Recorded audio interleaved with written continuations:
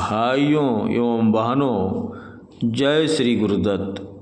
आप सबका शाश्वत ज्ञान गिरनार से चैनल में स्वागत और अभिनंदन है।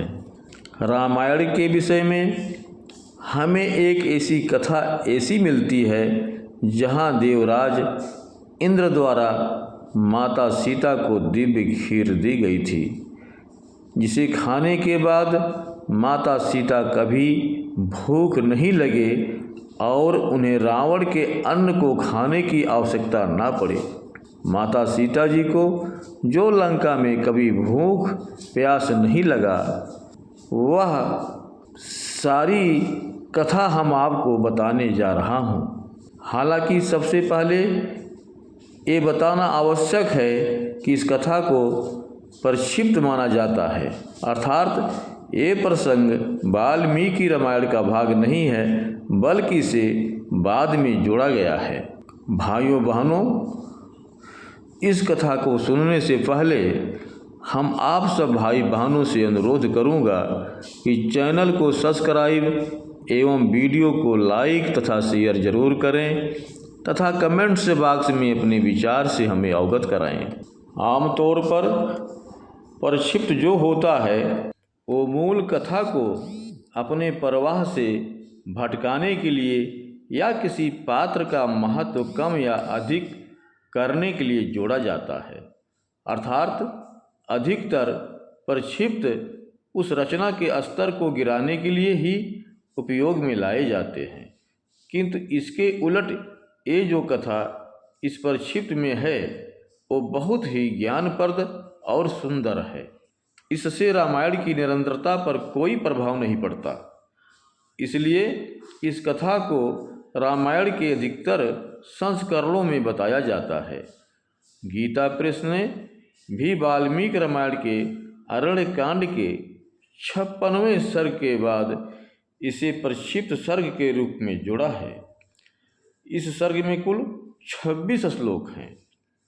इस कथा के अनुसार जब माता सीता का हरण हुआ और रावण ने उन्हें अशोक वाटिका में बंदी बनाकर रखा, तब ब्रह्मा जी बड़े प्रसन्न हुए। इस पर देवराज इंद्र ने उनकी प्रसन्नता का कारण पूछा। इस पर परम पिता ने कहा कि हे देवराज, रावण का सीता को हर कर लंका ले आना उनके विनाश का आरंभ है। वे महान पतिव्रता अपने पद से बिछड़ने के कारण सदैव दुखी रहती हैं और उनके दर्शनों के लिए व्याकुल हैं, किंतु लंकापुरी समुद्र के तट पर स्थित है। इसी कारण श्री राम को उनका पता लगाना कठिन है।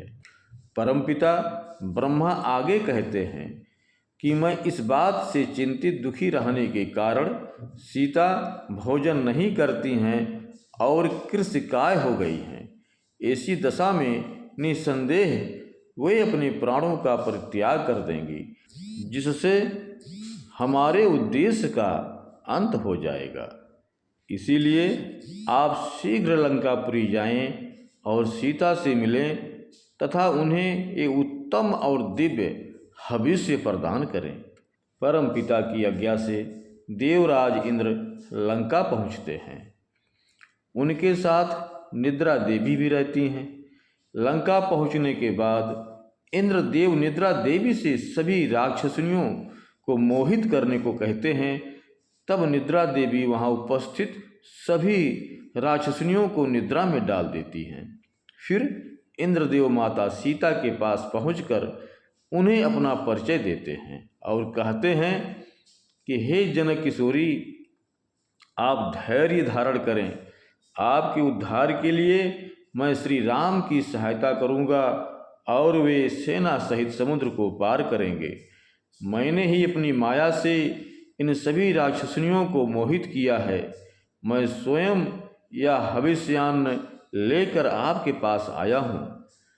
यदि मेरे हाथ से इस हविष्य को आप ग्रहण करेंगी तो आपको सहस्त्रों वर्षों तक भूख और प्यास नहीं लगेगी। देवराज इंद्र के ऐसा कहने पर माता सीता शंकाग्रस्त हो जाती हैं और उनसे कहती हैं कि वो कैसे विश्वास करें कि वे देवराज इंद्र ही हैं। वो उनसे कहती हैं कि यदि आप वास्तव में देवराज इंद्र ही हैं तो अपने शुभ लक्षणों को प्रकट करें। तब उनका संदेह दूर करने के लिए देवराज इंद्र आकाश में खड़े हो गए। उनकी पलकें नहीं झपकती थीं, उनके वस्त्रों पर धूल का स्पर्श नहीं होता था। उनके कंठ में जो पुष्पमाला थी उसके पुष्प मुरझाते नहीं थे। उनके ऐसे दिव्य लक्षणों को देखकर माता सीता को उन पर विश्वास हो गया और उन्हें बड़ी प्रसन्नता हुई। वे रोती हुई बोलीं कि आज बड़ी सौभाग्य से लक्ष्मण सहित श्री राम का नाम मेरे कानों में पड़ा है। मेरे लिए जैसे मेरे ससुर महाराज दशरथ और मेरे पिता मिथिला नरेश जनक हैं, उसी रूप में मैं आज आपको देख रही हूँ।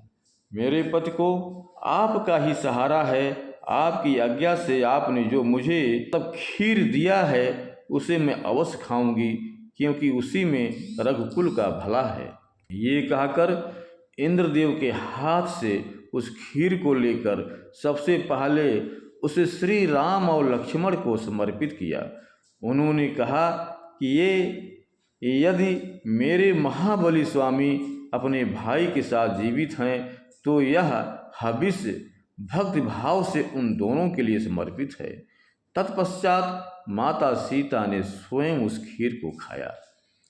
इससे उन्होंने भूख और प्यास से होने वाले सभी कष्टों को त्याग दिया। फिर देवराज इंद्र ने उन्हें श्री राम और लक्ष्मण के कुशल का समाचार दिया और फिर वापस अपने लोक चले गए।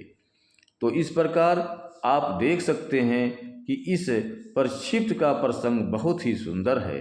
कदाचित ये सोचकर कि माता सीता किस प्रकार उस दुष्ट रावण के यहाँ का अन्न और जल ग्रहण कर सकती हैं, इस प्रसंग की रचना की गई होगी। हमारा मानना है यह वृत्तांत जो कथा है अवश्य ही सत्य है, क्योंकि लंका में माता जानकी कभी लंका का पानी या दाना नहीं ग्रहण किया, कोई फल नहीं ग्रहण किया। वहाँ अवश्य भगवान इंद्र गए थे ब्रह्मा जी के कहने पर, और माँ सीता जी उस खीर को अर्पण किया था।